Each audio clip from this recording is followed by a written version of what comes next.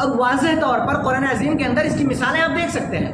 اللہ رب العالمین فرماتا ہے کنتم خیر امت اخرجت للناس تأمرون بالمعروف وتنہون عن المنکر. ایک دوسرے مقام پہ فرمایا ولتکن منکم امت یدعون للخیر ویأمرون بالمعروف وینہون عن المنکر. ایک تیسرے مقام پہ فرمایا یا بنی اقم الصلاۃ وامر بالمعروف وانہ عن المنکر. ایک چوتھے مقام پہ فرمایا والمؤمنون والمؤمنات بعضهم اولیاء بعض یأمرون بالمعروف وینہون عن المنکر.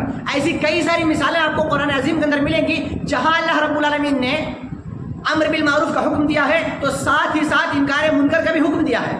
لیکن آج جب انکار منکر پہ ہم کام کرنے جائیں لوگ کہتے ہیں یہ تفرقہ پھیلاتا ہے، یہ اتحاد کی بات نہیں کرتا، یہ متشدد ہے. جناب محمد کریم صلی اللہ علیہ وسلم اپنے صحابہ کو خطبہ دیتے تھے. ہر جمعہ کے دن آپ پڑھتے تھے کل محدثۃ بدعۃ وکل بدعۃ ضلالہ وکل ضلالۃ فی النار. جناب محمد کریم صلی اللہ علیہ وسلم ہر جمعہ کو اپنے صحابہ کے سامنے کھڑے ہو کر بدعتوں کی تردید کرتے تھے. بھلا بتاؤ کہ اس زمانے میں صحابہ میں سے کون بدعتی تھا؟ کیا کوئی بدعتی تھا؟ نہیں. تو جناب محمد کریم صلی اللہ علیہ وسلم نے بدعات کا رد کیوں کیا؟ اب کہہ دو کہ جناب محمد کریم صلی اللہ علیہ وسلم نے بھی منفی کام کیا. نعوذ باللہ من کل ذالک. لوگوں کا ایک نظریہ بن گیا ہے کہ امر بالمعروف پہ کام ہو، نہی عن المنکر کو ایسے چھوڑ دیا جائے. بھائی کیوں چھوڑ دیا جائے؟ ایک طرف دین کے اندر بدعات اور خرافات شامل کر کے اسے دین کا حصہ بنایا جا رہا ہے، ہم خاموش رہیں. دین کا مذاق اڑایا جائے، ہم خاموش رہیں. جس پیشانی کو رب کے سامنے جھکنا تھا اس پیشانی کو غیروں کے آستانے پہ جھکایا جا رہا ہو، ہم خاموش رہیں. ہم خاموش نہیں رہیں گے.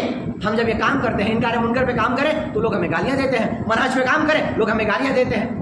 اللہ میرے استاد محمد رحمانی کے بازوؤں کو مضبوط رکھے. میرا استاد جب کھل کر منہج پہ بولتا ہے، میرا استاد جب کھل کر انکار منکر پہ بولتا ہے، لوگ میرے استاد کو گالیاں دیتے ہیں، میرے استاد کو منہج کا ٹھیکیدار کہتے ہیں، کبھی انہیں متشدد کہتے ہیں اور الگ الگ گالیاں انہیں نوازتے رہتے ہیں.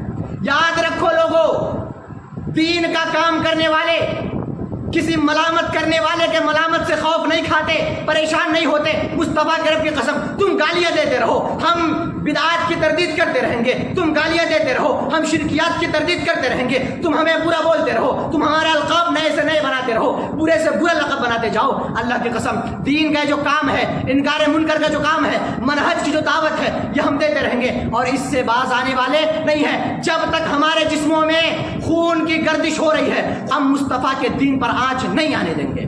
کس طرح صفہ کے چبوترے پر پڑھنے والوں نے دین میں، منہج میں اور عقیدے میں کمپرومائز نہیں سیکھا تھا، اہل حدیثوں کے بیٹوں نے دین میں کمپرومائز نہیں سیکھا.